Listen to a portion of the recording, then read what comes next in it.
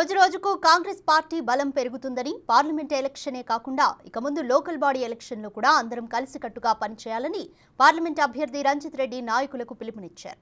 రంగారెడ్డి జిల్లా మొయినాబాద్లోని ఆయన క్యాంపు కార్యాలయంలో చేవెళ్లలోని పలువురు ముఖ్య నాయకులు రంజిత్ రెడ్డి సమక్షంలో కాంగ్రెస్ పార్టీలో చేరారు.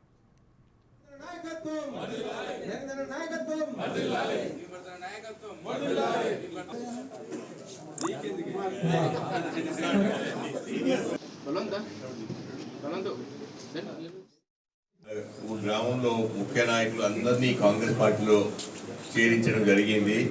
మన కాన్స్టిట్యున్సీ ఇన్ఛార్జ్ భీమ్ భరత్ గారు, సీనియర్ నాయకులు వసంతం గారు, ఆగిరెడ్డి గారు, డివిఆర్ గారు, కృష్ణారెడ్డి గారు సమక్షంలో పెంటలతో పాటు చాలా మంది సీనియర్ నాయకులు అధ్యక్షుడు మండల అధ్యక్షుడు వీరేందర్ రెడ్డి గారి సమక్షంలో ఇంతమంది జాయిన్ అయ్యారు.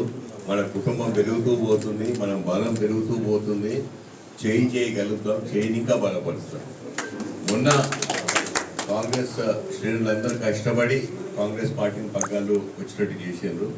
ఇవాళ చాలా మంది బీఆర్ఎస్ పార్టీకి వెళ్ళి జాయిన్ అవుతుంది. చాలా సంతోషం. జాయిన్ అయిన తర్వాత మన కార్యాచరణ ఏంటంటే రాబోయే ఎలక్షన్ నా ఎలక్షన్ ఉంటుంది, దాని తర్వాత అన్ని ఎలక్షన్లు ఉంటాయి.